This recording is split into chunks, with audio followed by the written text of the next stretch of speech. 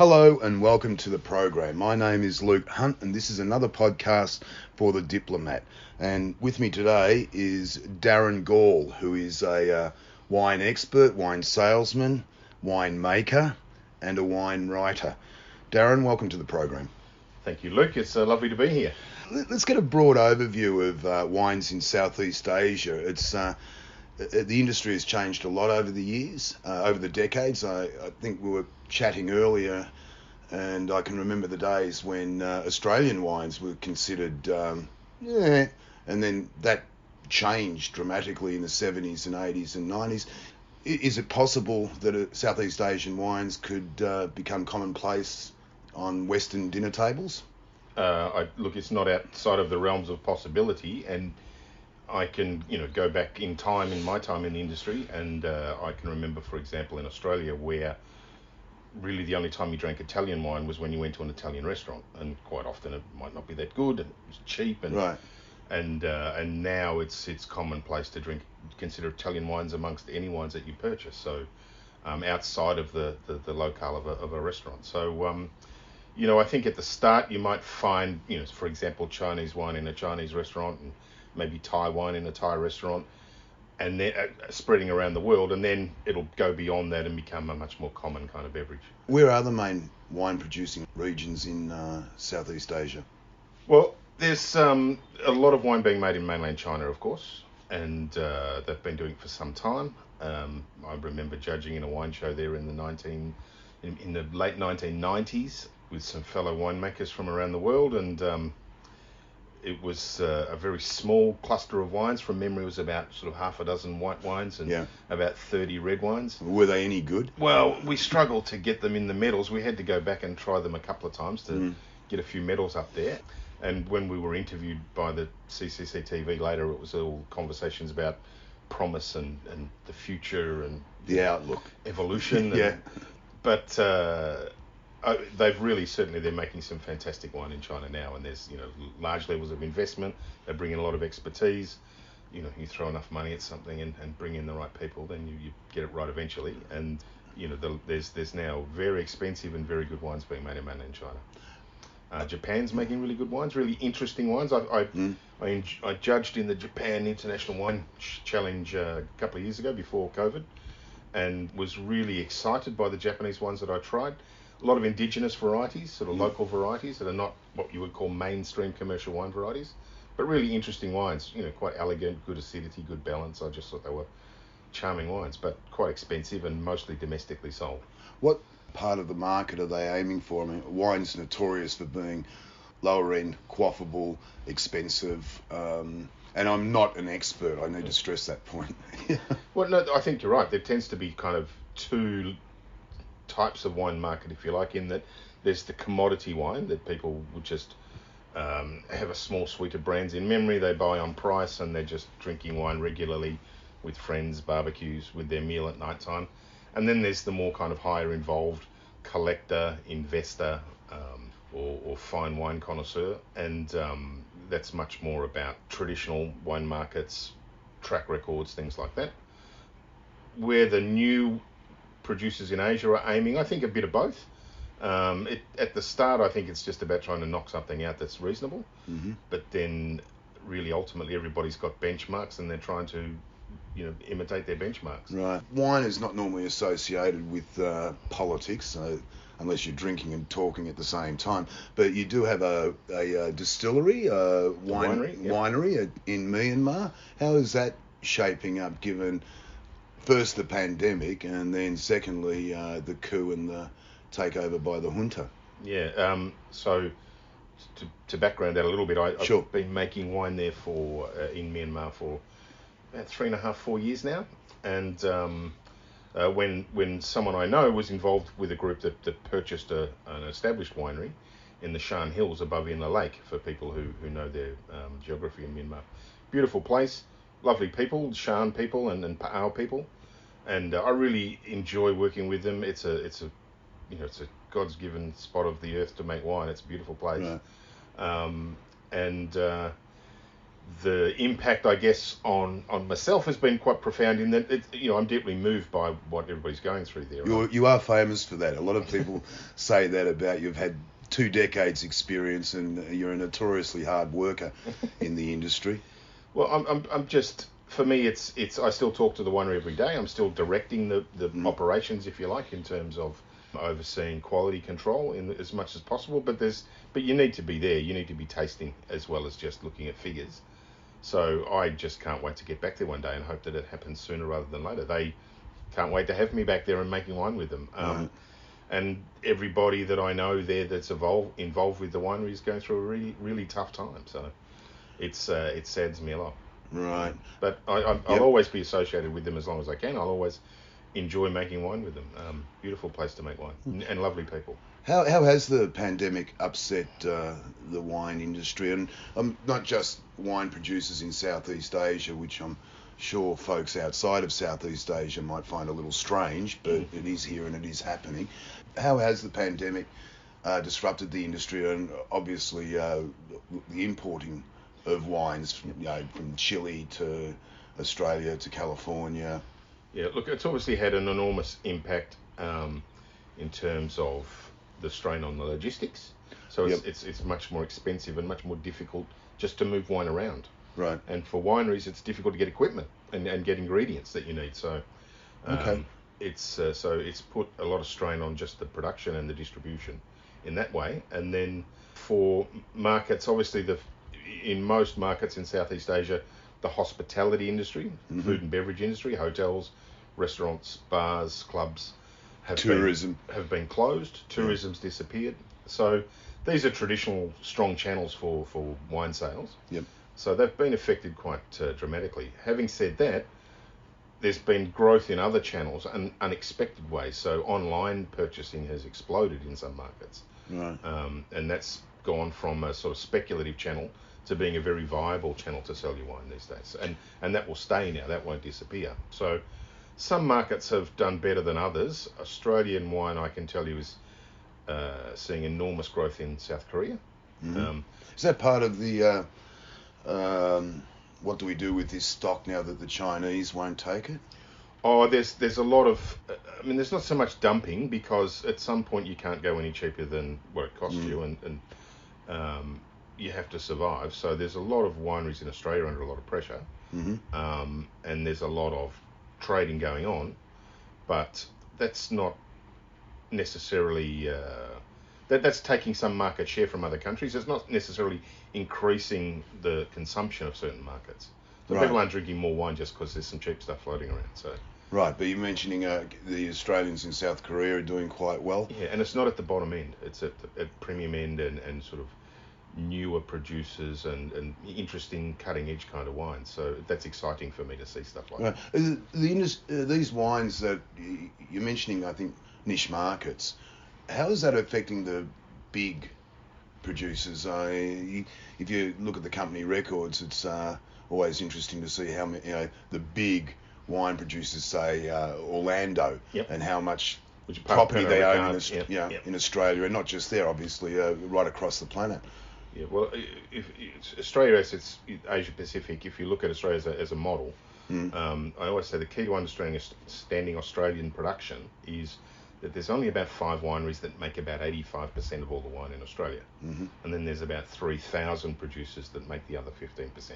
Now, so when we talk about embargoes and markets being blocked, such as mainland China for Australia, it's those big companies that are really hurting. But they also have the resources to exploit other channels. So one winery I know that they've started producing in the USA, which they can quite legally export to China. They're also looking at, they've just announced that they're going to send bulk wine to China and bottle it up there with a joint venture. So they're big enough and they have the resources to look at finding other ways to get around these things.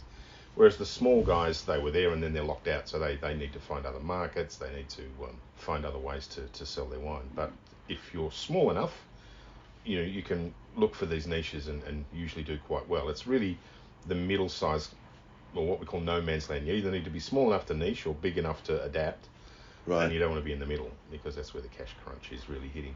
So the middle-sized wineries are hurting. Yeah. I imagine that the distribution costs are extraordinary now. I mean, we simply don't have the shipping we once did. Just time too. Trying to plan to have. The worst thing to happen is to run out of stock in a market.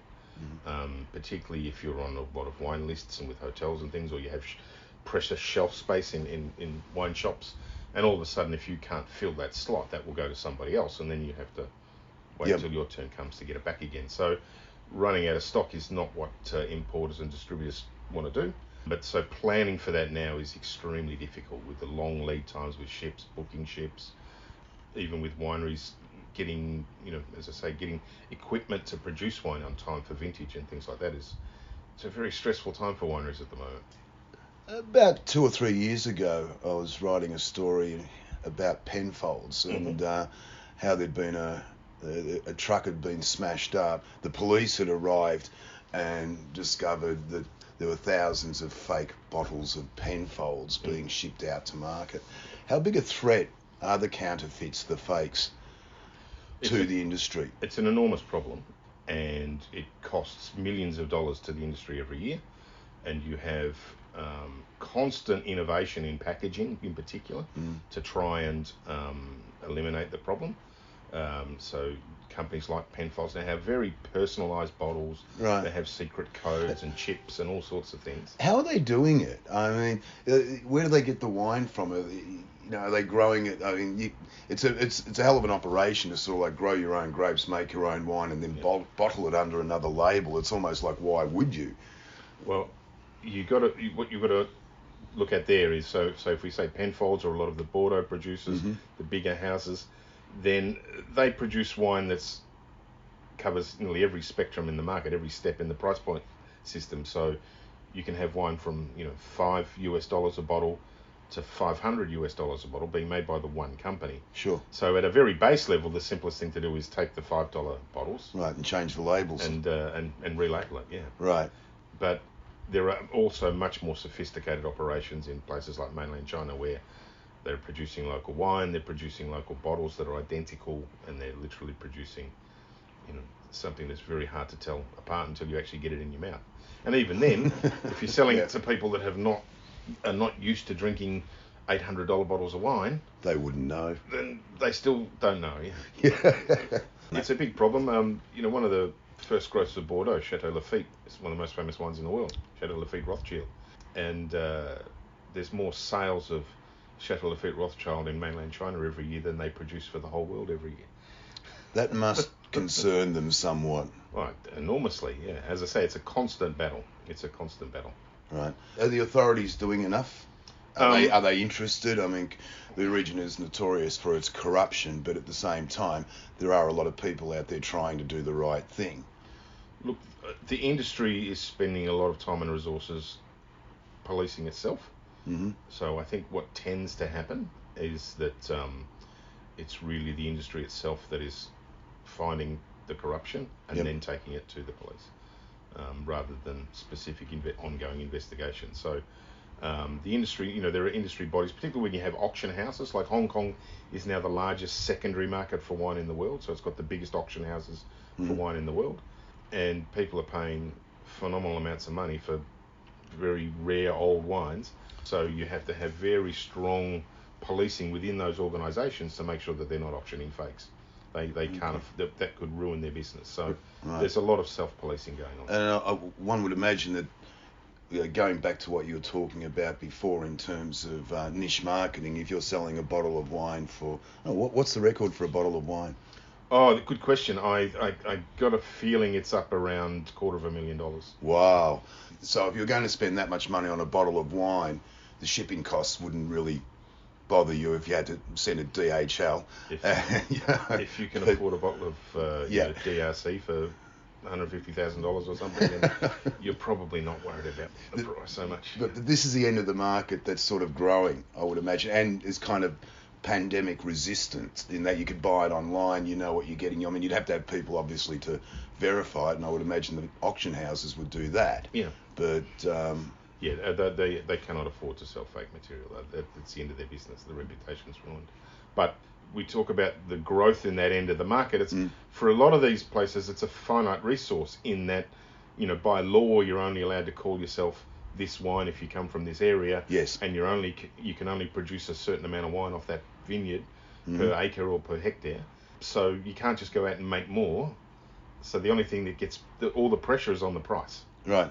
And so the price just keeps going up and up and up. Okay, so in terms of international branding, I mean, we remember the stories long ago when the Californians, the Chileans, Australians were producing, Cabernet Sauvignon or all these sort of brand. We were calling them Burgundies and Chablis. And whether that all had to be abandoned and people had to develop their own marketing strategies. How is that is that replicating itself with Southeast Asian wines? I mean, how do you sell a wine from Myanmar that, smells like, tastes like, looks like a Cab Sav, but you can't call it that?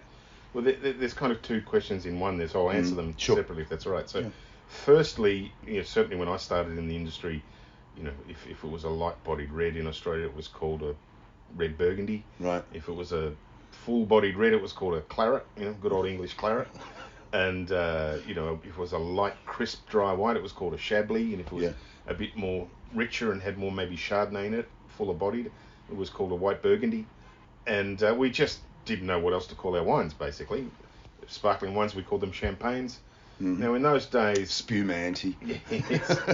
In those days, we didn't really export a lot of wine. Yep. And it was all domestic consumption. And it was when we started to export a little bit of wine to England in particular. The French came knocking and said, hey, we don't like you calling your wines after our places where we make wine. Right. And we have laws to protect them in France, and we'd like you to respect that. And of course, I don't think Australia and America and the other markets, the New World markets as we call them, I don't think they were too perturbed at first. But once it became a European trading bloc, and then England was a very specific market it was the largest importer of wine in the world.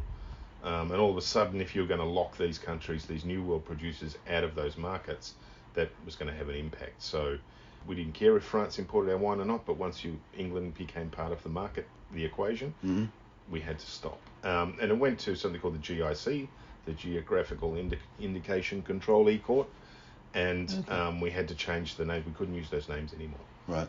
We had to agree to not use those names, which I think was a great thing. In some ways, it was the biggest free kick that traditional Europe producers ever gave to the New World producers, because everyone had to sit around and scratch their heads and say, what do we call our wine now? Yeah. And we started to name it grape variety, by grape variety. So if it was made with Chardonnay, we called it a Chardonnay. If it was made with Cabernet Sauvignon, instead of calling it a claret, we called it a Cabernet Sauvignon. Okay. Today, it's clear that more people around the world buy wine by grape variety than by region. And you can understand that when I say, if you say, this is apple juice, it doesn't really matter where it comes from. You kind of know what it's going to taste like, right? Right. So if you say this wine is a Cabernet Sauvignon, doesn't matter if it's from California or Australia or Chile or Argentina, it's pretty much going to taste like Cabernet. So you can buy with some confidence. So that's really helped New World wine penetrate markets around the world.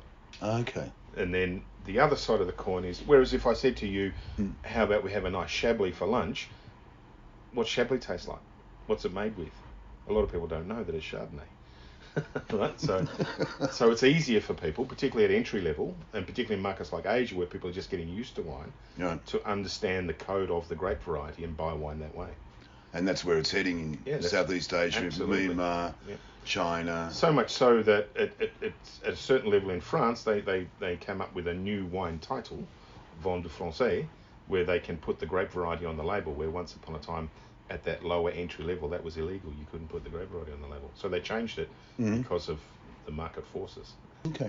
So going forward a little bit, I mean, I'm asking this question of everybody. Where does the industry go given the pandemic? No one thinks it's really over or that it's going to disappear tomorrow and that the tourists are all going to come back. And that industry, where do you see it going? I think in terms of personal consumption, people are still drinking wine. People drink when they're happy, they drink when they're sad, they drink when they're with friends, they drink when they're lonely, or whatever. But so, there's always going to be that market there. I think with the emerging channels of people are drinking more at home. They're buying more online. They're having wine delivered, and so the market has shifted, and the channels to the consumer have shifted, but the market's still there. I know, for example, a company I do some work with in Australia. They were I think they were the largest independent wholesaler of wine to the on-premise market in Australia. So what's an on-premise market? So on-premise being you consume the wine on the premises. premises. Right, okay, yes. So like a restaurant, the pubs like and a hotel. hotels. Yep. And so that market was basically wiped out for them. So, right. And they were they were in panic for a while. It's like we're not going to be able to make it through this.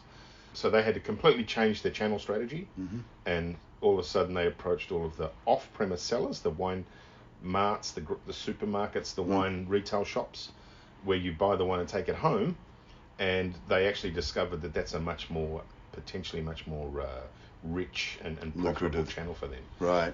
So it's all about volition. I think if you're a bit of an old dinosaur and it takes you a long time to turn around, you might not turn around fast enough. If you're lean and mean and hungry, you can adapt to markets. You've been in Cambodia for 12 of 20 years, I think. Yeah, been in Asia 20 years, and in Cambodia most of the last 12. Yeah. Right, and over this period, we've seen a lot of free trade agreements signed. There's the RCEP deal that's coming about. They established the Asian Economic Community, which I think the jury's out on whether that's successful or not. I mean, the pandemic has hit that one hard. But all these trade deals, ASEAN, APEC, RCEP, AEC, are they helping the industry? Is that are they having the impact that these deals are supposed to have? They're always talked up, free trade, we're going to add 3% to GDP, our wine industries are going to boom off the back of it. Have they really helped?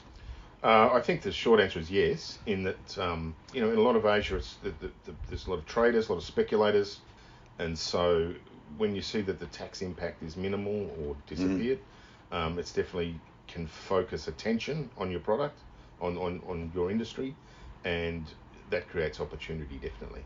Yeah, so I think it works quite well, particularly if there's been instances where there's been relatively high tariffs on wine and it's come down significantly, and then people have turned their attention to it and it's worked quite well. Okay. What wines are you going to be buying this year? I mean, what's your personal taste? And remember, I'm a complete idiot when it comes to these kinds of things, so be kind. It's not about being smart or being an idiot even. What I say to people is, look, the best wine you'll ever have in your life is the one that you enjoyed the most, not the one that I wrote about or told you to have or someone else told you was 100-point wine or whatever. So as long as you enjoy it, then it's good for you. My role is more to look at what people are interested in and what they like to drink and point out the best examples. That's how I kind of look at my role in terms of my judging and my journalism. Yeah. But I personally drink, I get samples all the time. How much do you drink? Well, I probably a lot less than people think, but I professionally taste a lot of wine almost every day. Yeah. And I think my record was a wine show in Hong Kong about 20 odd years ago where I worked out that we tried over 400 wines a day for 3 days straight. Whoa! And you still like them at the end? Well, but you're spitting it all out. Sure. There's only. I'm just wondering how much you can endure. At what point does it? Well, I knew these guys were the first day of that show. I knew these guys were hardcore because we sat down and they ordered Peking duck and opened a bottle of Pinot for lunch. Right. After we'd tasted 200 and something wines that morning. I thought, well, these guys are serious. And then at night, your agent wanted to take you out and you had to do dinners and stuff, and then front up the next morning and do it all again. So but at some point you work out that that's the work part. It's not.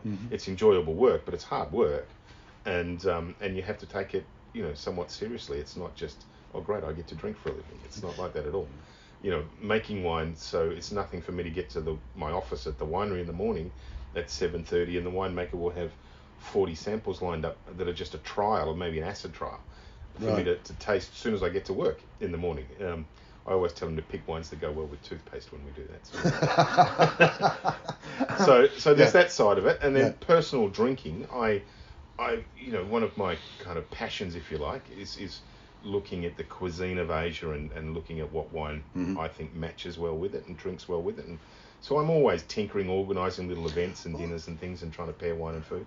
How does ordinary punter, when walking into a wine shop, particularly in Southeast Asia, decide which one to choose? Bear with me. I mean, the reason why I'm asking this is, say, Cambodia, for instance. It's a francophone country, and over the years there's been a lot of excess French stock dumped in the country. I don't know if that's an inappropriate word, but everyone has stories about going into the local bottle shop and getting an absolute ripper of a wine for $3, or spending $25 or $30 on something that was complete, not very good. Yep.